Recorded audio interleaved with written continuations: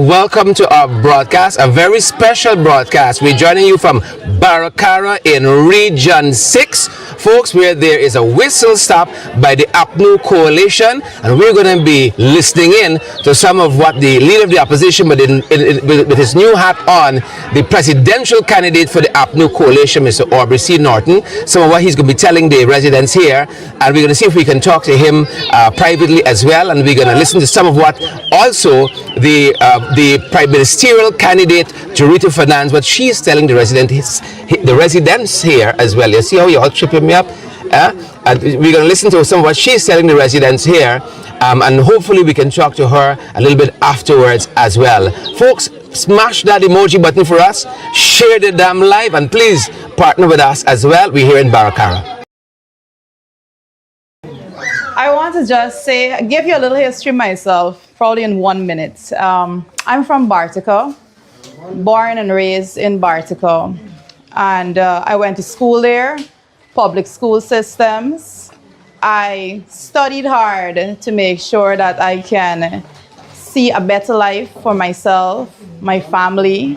I remember when I was a little child, I would go to the common entrance, as we call it back then, exam, and I would sit until midnight studying with a lamp. And my mother would say, it's too late, you gotta out this lamp and go in your bed.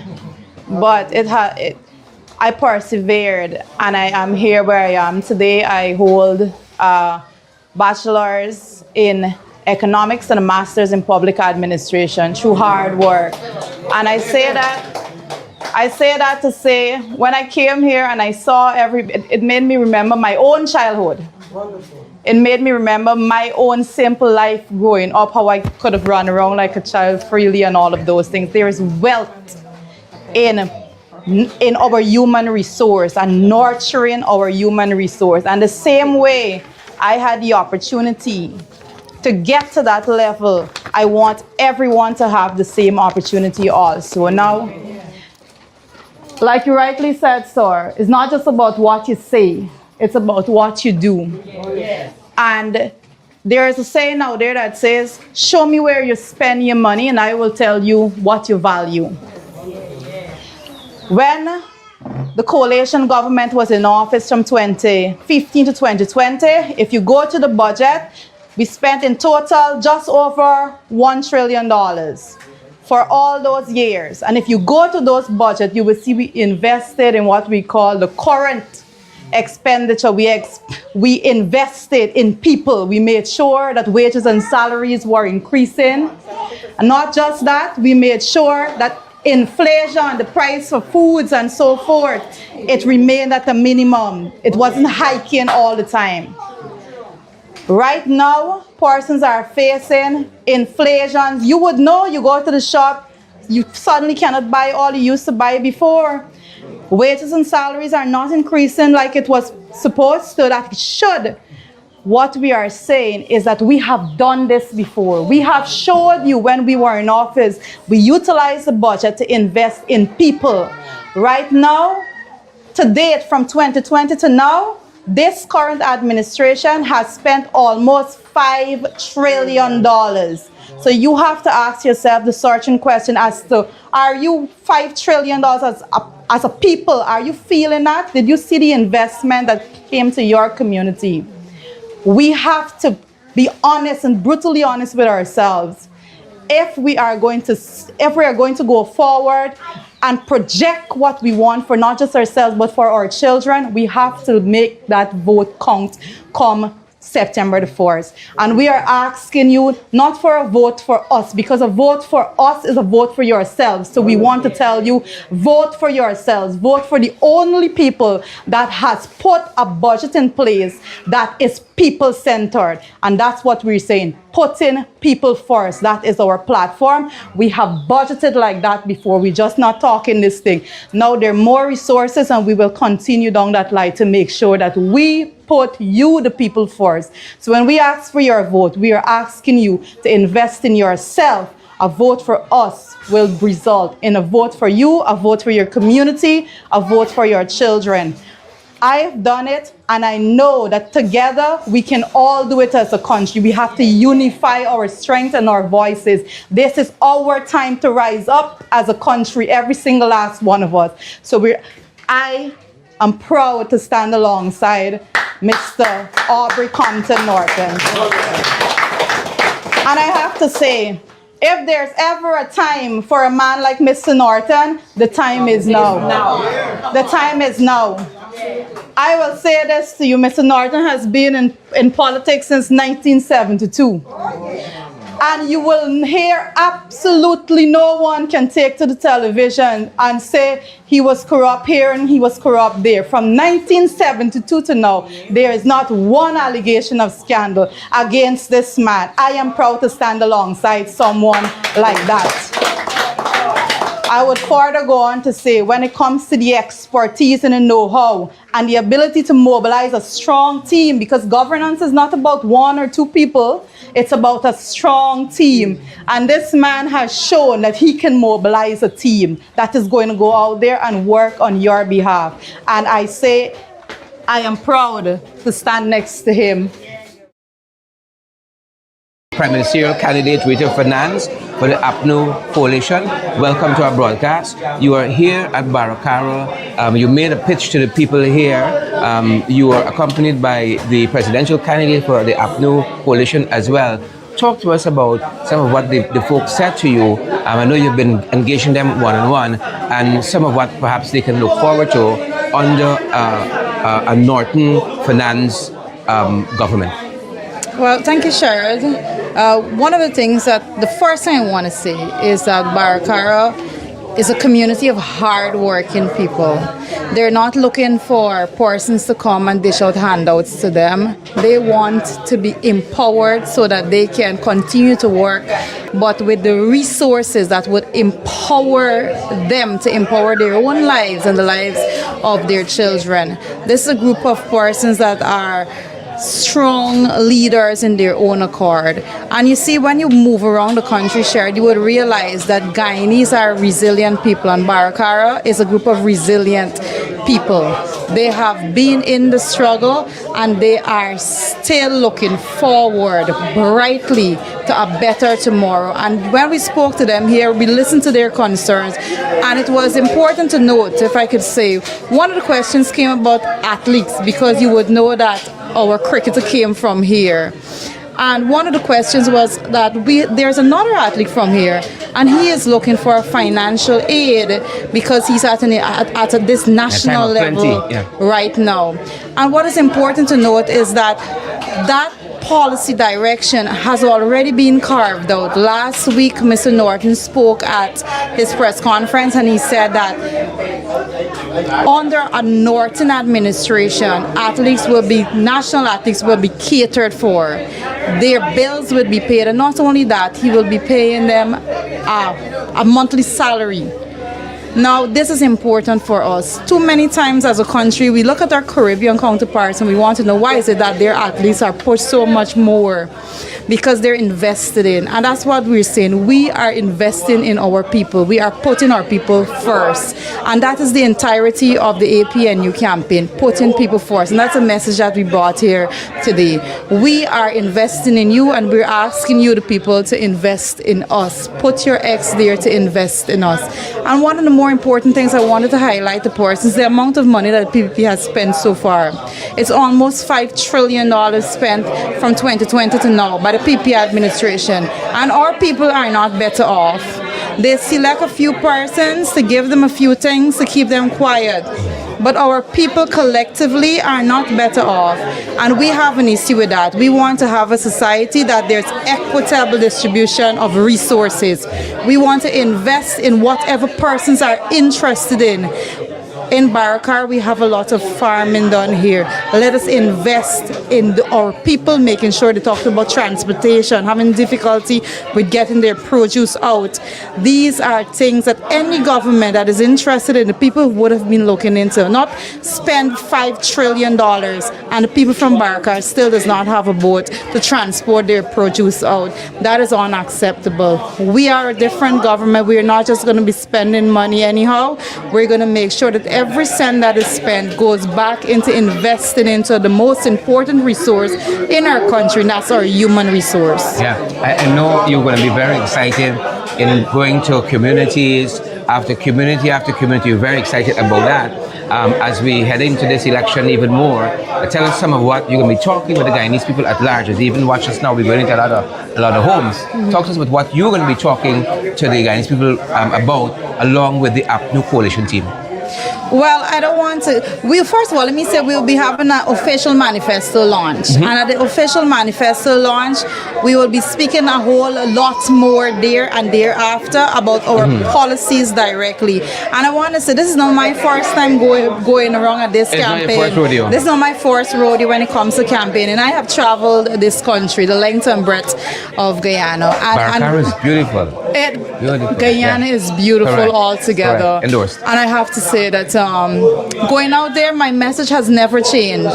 From the very first time, 2016, when I took to campaigning, to now, my message has never changed. Always, my message is invest in people, because I understand, it's deeply rooted inside of me that investing in people is the way to go, because I've walked that way before. Yeah. I don't need for somebody to come and tell me. I don't need to go and person say, oh, how difficult it is for them to uplift their lives without actually having the policies that is going to assist them. I know it. I've lived it. So when you've lived this before, you understand how to get it done. And we will be going out there and we will be talking to persons about so many things. One of the biggest things is housing, Sherrod. Not just housing, we're looking at housing, we're looking at the youth and making sure that young people are invested in, and not just going and giving them a little small contract here and there without actually developing the necessary skills for them to move forward.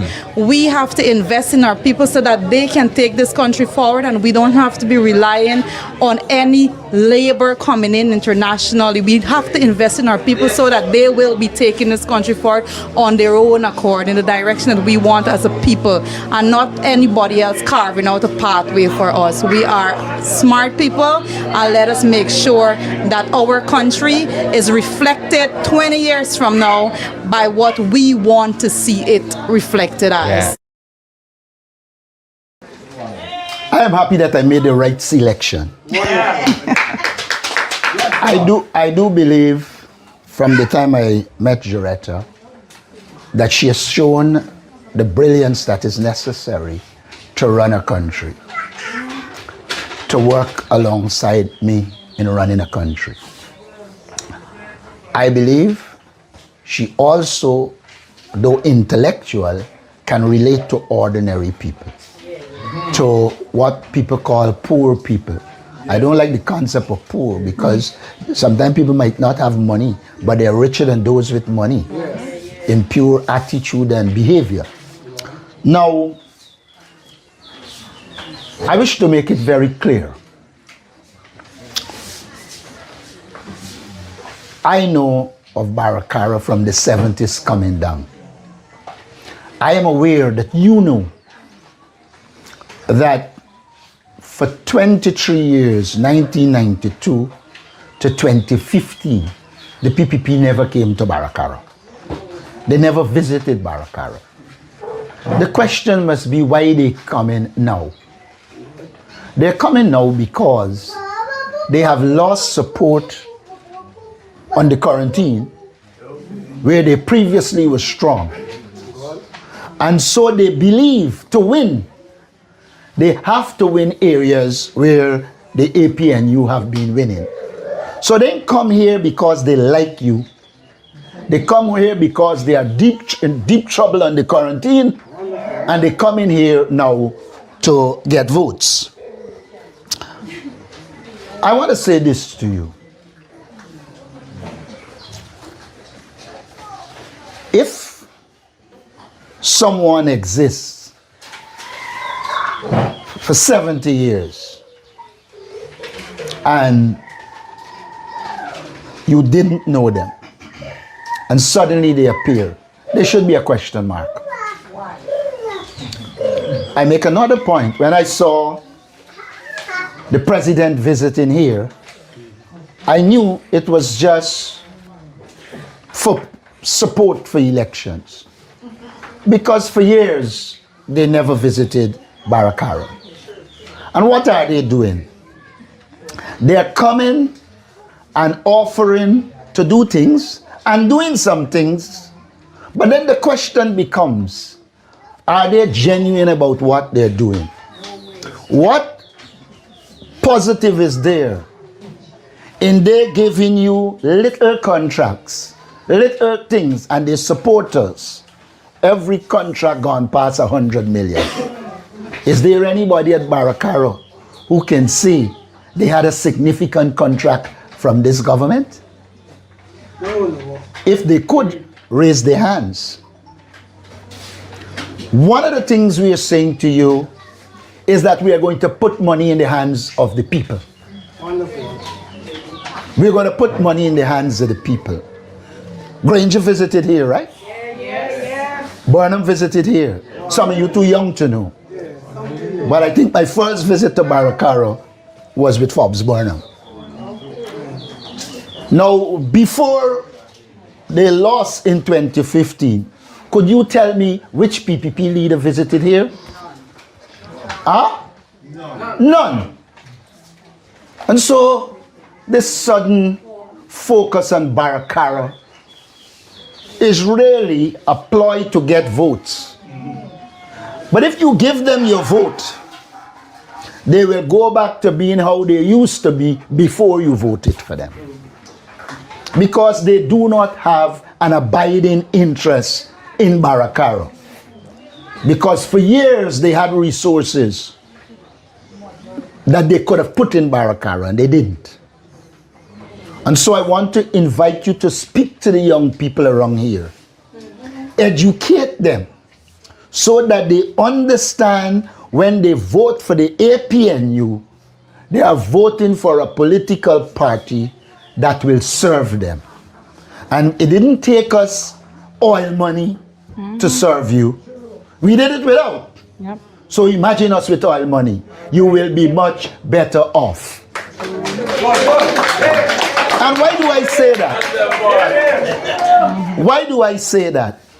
I say that because if without oil resources in 2015 to 2020, we visited and did things for you, there is no reason why when there is plenty of money, we wouldn't do it for you.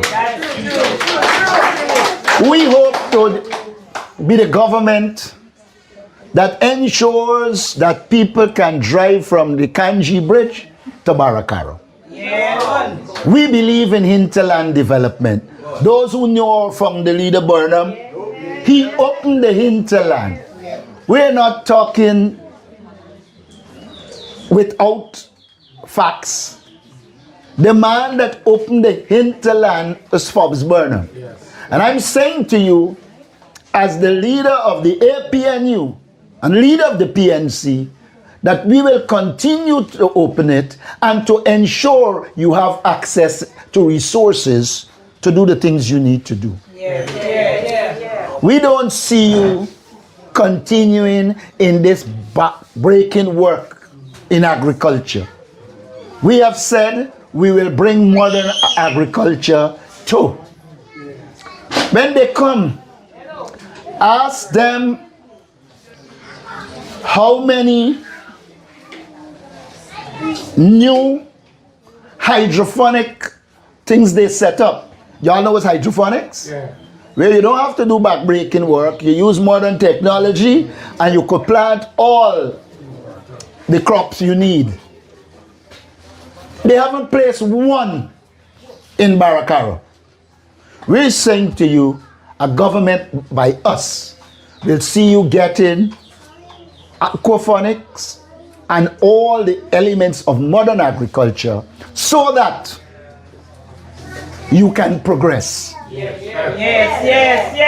We will ensure that you have access to machinery, not at election time, as a rule, because we believe if we prepare the land and facilitate your marketing, etc., you will be able to do better as a people.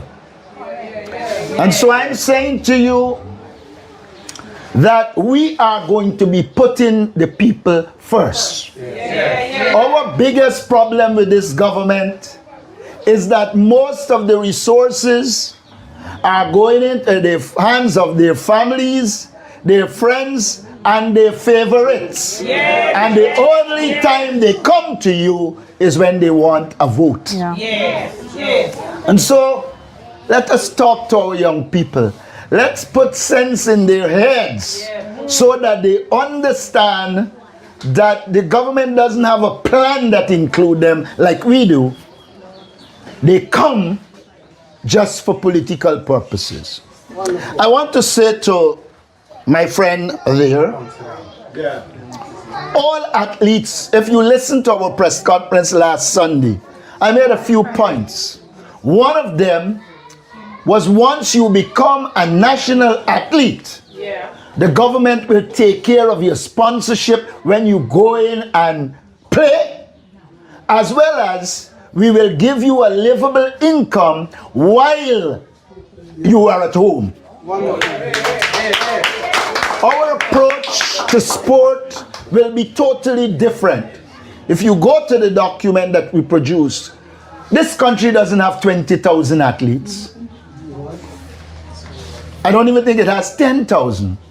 Therefore, easily, once you arrive at the national level, we have the resources to give every athlete that would have arrived at the national level $200,000 just for their existence. We said last week, Friday, when we spoke to youth, that we are going to ensure our national athletes have insurance. Wonderful. And so I'm saying to you, there will be a program that ensure national athletes don't have to beg. Why is it with all the money we have, you have to be asking for assistance for a national athlete? Come the 1st of September, that will end. I want to remind you people something. For those who followed us, we were saying from the time before we left government in 2020, and we've been saying throughout, that Guyanese need to have cash transfers. Baracara finally said, nothing, no, we talking about. They ain't got enough money to give it. When he recognized he losing support, he bring the same cash transfer that we talked about. So that's the other thing I want you to note about them. They don't have original ideas. They listen to us, and then they come back and give our idea a new name. That's why we call them jagabats. That's why we call them jagabats. We develop a nursing assistant program to ensure that all of these centers can have people from the community who are trained and can return to the community. I said to you, not only in the area of nursing, but also in teaching and other areas, we will take persons from these communities and train them to return and serve their community. And you know, I'll tell you how hypocritical is the People's Progressive Party. Oh, they said they can't finance free education at UG. We called for free education. And we said that we will wipe off all the loans. They said, no, that can't happen. As they lose support in the area, they announce from September, I think it was, or sometime, there will be free education at the university. Don't be fooled. When the PPP came to power in 1992, there was free education from nursery to university. It is the People's Progressive Party that in 1994 removed free education at the university. And so, They are removing the burden they put. It is they who put that burden on young people.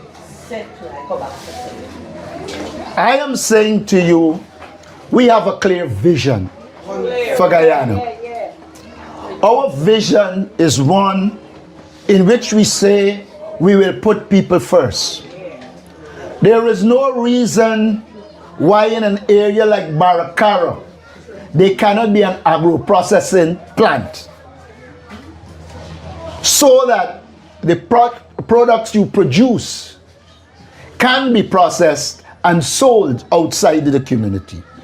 Our aim is to make every community sustainable, meaning it has the social services they need and the economic activity that they can rely on themselves.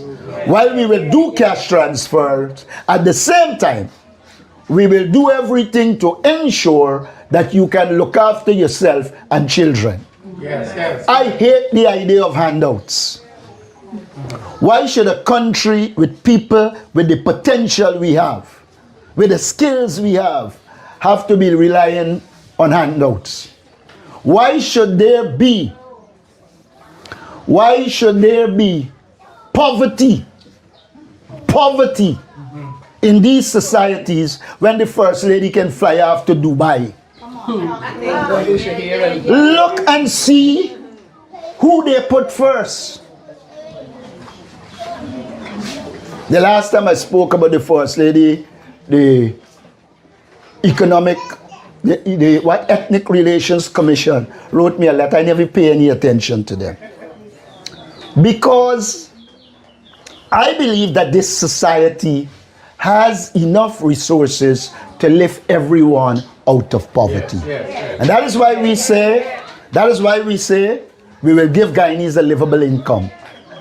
Let me remind you, with all the resources this country has, they raised the salary 5%, 8%. And I want you all to understand what happened. When we were in government, and we raised salaries, you know what we did? We give those at the bottom 15 and 20%, and those at the top 1%. You know what Irfanali did? He gave himself the same thing that he gave you, meaning in percentage. But if you obtaining $3 million a month, and I give you 10%, you get in 300,000 increase. But the nurse sitting in there, she drawing 120. You know what's 10% of 120? 12,000.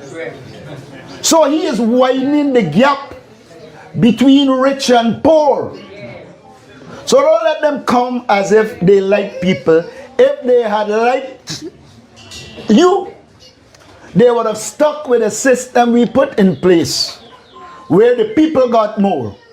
The most significant wage increases in this country came between 2015 and 2020 when we raised salaries by 77%. Without oil money. They come back with oil and raise 5 and 8, 13 and 5, 13 and 5, 18 and then I think 10, 28.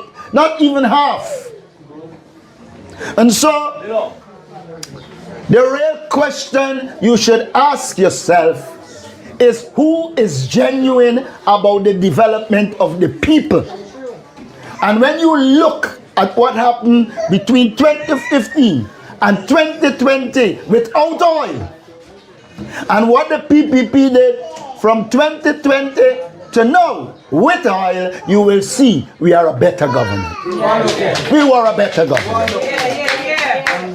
And so, a lot of young people do not understand these issues. And I want you to take them one by one. There is always going to be a little group that is going to want to go after the resources given by the PPP. But you know, those resources can't take a community out of poverty. It might take an individual It might take an individual. And I want you to look and see what they do. They go into a society, they identify a couple people, they give them funds, etc. And those people feel satisfied and start talking to you about supporting them. You have got to now look and see what they're doing. They are one dividing the society, and they're using a few to make happy while the majority stay in poverty. And so we must understand what the People's Progressive Party is up to. They have no good intention. You are not on the coast. But if the police had the kind of access to here, some of your young people would have died. I want to make this very clear.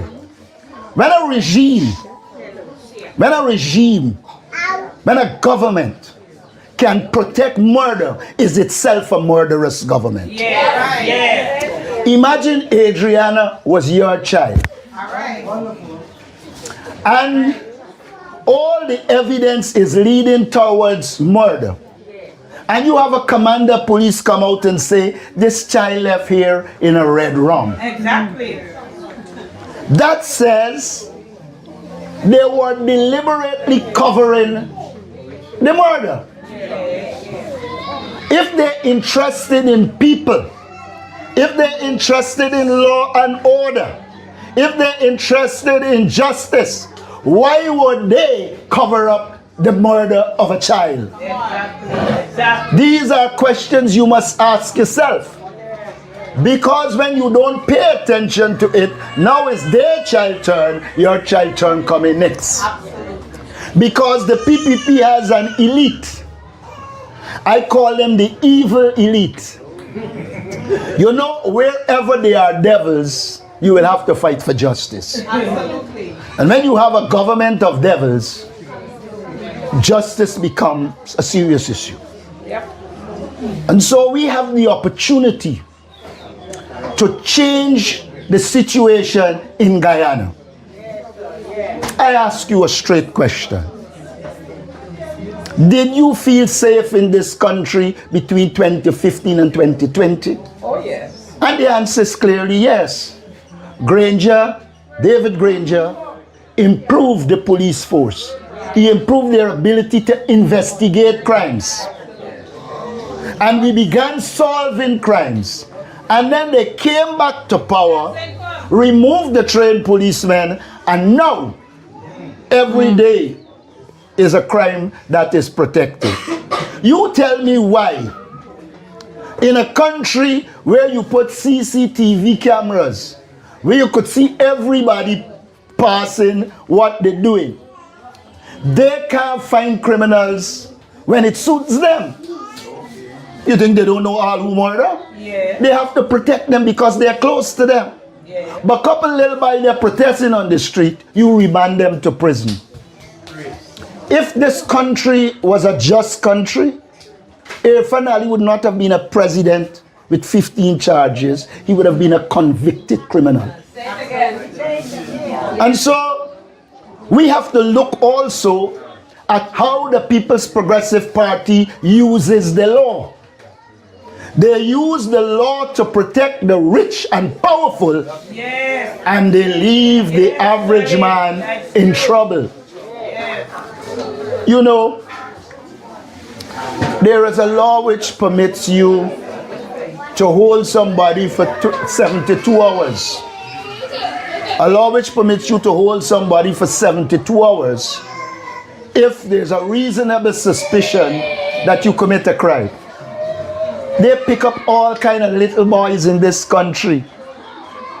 If they laugh at the sister, they hold them for 72 hours. They abuse the power of the police. And so when you are voting for your economic livelihood. You are voting for your human right to be free and express yourself.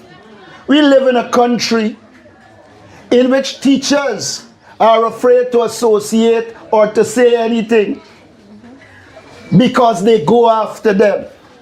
We live in a country in which a policeman shake a political hopeful hand and they transfer it from here to there. But the same government takes 10-day workers and other workers and put them around a finale to make him look like he's popular. He's a popular chumby, for want of a better word. If you are serious politically, you will allow people their freedom. People should be able to associate with who they want to associate with. People should be able to be working, but don't have to be directed and controlled by the government. And so, we are voting for our freedom. We are voting for the future of our children. We are voting to end the vindictiveness in this country. You are voting to end the discrimination in this country. And when I talk about discrimination, they are annoyed. But you know, we've been talking about the discrimination in the delivery of contracts. And they wait until election time to assemble a few Afro guys and say they're getting contracts. When they don't give billions of dollars to their supporters and members, the critic cannot take you on and they know what to do with the thing. And so, let us not be carried away by things on the surface. Let's get beneath it so we can understand what is actually happening on the ground. We're saying to you that we will pay our teachers better. We will pay our people in the health services better. We will pay policemen better. We will pay soldiers better. How could you be serious about us when you got our soldiers at a border against a major country in a Balawu? You ain't got to get bombed for sink it. Any little gun with couple hole can sink it. If they were serious and want to ensure that the people in the Guyana Defense Force can do their job, they would have ensured that those soldiers are treated properly. Look when they get injured, how they had to come out. The president they all over with the helicopter. The crash once to be defeated, to which until now we can't get the report on why it crashed. And when our soldiers who are defending this country, they got a white cloth or the vest tie around them, and you bringing them out. How could you say you care for your country, you care for the soldiers, when you treat them like that? I say to the soldiers who are listening, vote APNU. So that you can have better treatment. We must not fool ourselves. They have no intention of putting real money in the hands of the small man. They give them a little crumbs so that they feel comfortable. And while you feeling comfortable, they thief in the hog. They thief in the whole hog. And then they go into areas and make up stories. My friends, this is one of the most critical elections in Guyana. We have to ensure that we get rid of the People's Progressive Party. Stop them off. You know, if quarter the money that it is thief can stay in the economy, we could improve the lives of all Guyanese. And we promise you to root out corruption. Because one of the ways the People's Progressive Party keep you in poverty is by the high level of corruption they are involved in. Some of them left, I was telling when Jack Dio left Micah, he come on a bicycle. That's nothing. By the time you blink, you rich. And I say this to them without fear because this would be aired and they would see it. If you come to politics to get rich, you can never serve the people. And they are all filthy rich at the expense of you, the people. And so when we vote on the first, we are voting to get rid of them so that the resources of this country can serve the people of this country. We are saying to people we'll do a rent-to-own scheme. There are a lot of Guyanese who cannot go to a bank and afford a mortgage for a house. So what we have said, and you'll see it on the paper, is we will do what we call a rent-to-own.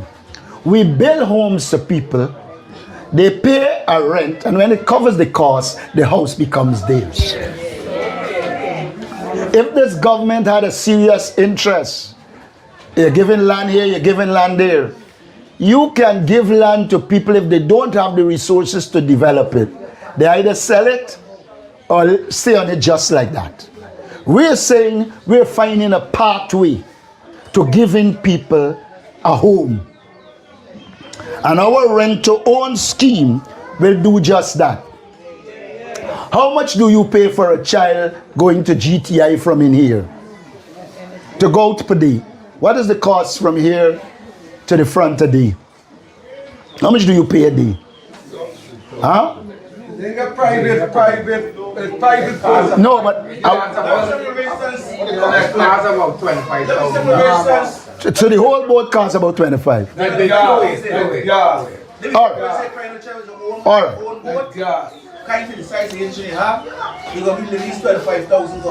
Good. So the point I'm making here is this. We're saying to our young people, once you arrive in a technical tertiary education, we're giving you $50,000 to cover your expenses. Every individual.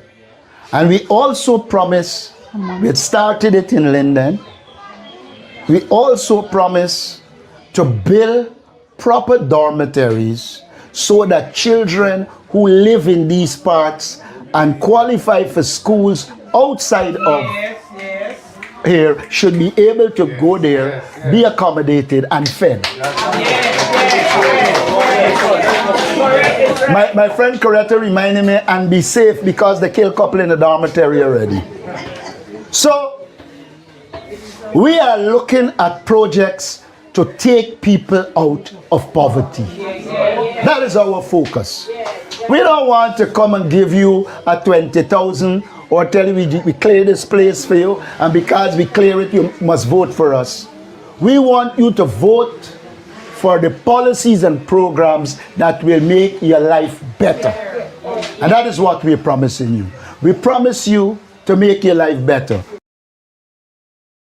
Mr. Norton, welcome. You've come back to Baracara. You've just wrapped up a very successful outreach, pit stop, whistle stop here. You shared several thoughts with the people for Baracara here of your people-centered development plan. And also they spoke to you. Talk about some of what they said to you and what you said in return. Well, it does appear that they need a lot of assistance, especially in the area of agriculture. They're also concerned that they are producing sportsmen and there isn't the kind of support for them.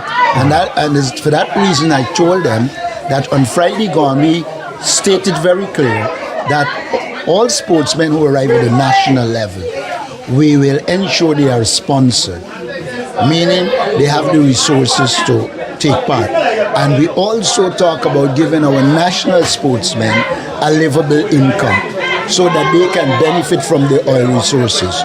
We made it very clear to them that we're worried when people get injured, and as part of our sport policy, there will be insurance coverage for our national sportsmen. So I think we were able to put that to them. As it relates to agriculture, it is evident that there is no focus on agriculture by the government.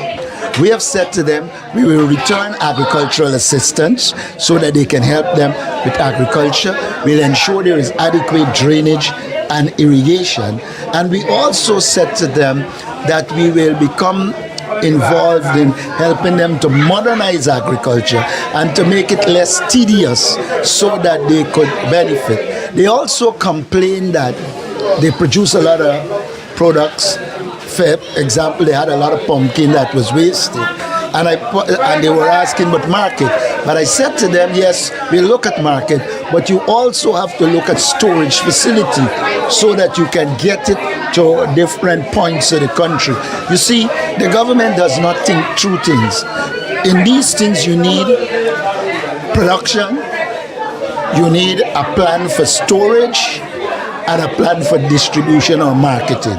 And we will take that complete approach rather than this piecemeal thing. You know, when a government wants to have money for them individually, they can't put the resources that are needed into agriculture. We have said to them, we're going to put the resources into agriculture so that the people could benefit, including hydroponics, aqua, and all of those things. Here, this is an area where we had trained people while I was presidential advisor in apiculture, and some of them began to produce honey and their other byproducts.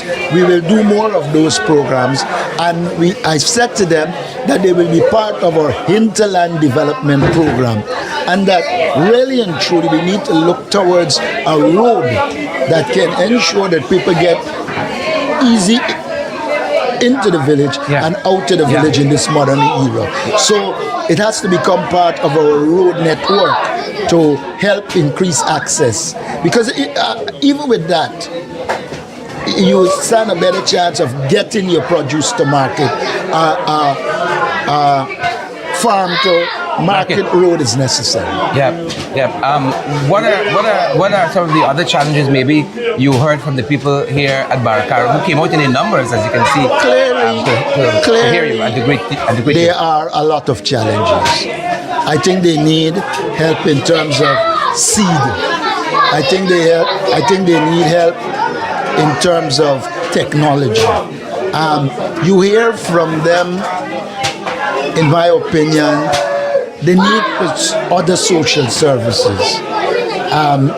They pointed out the problems they have accessing the internet.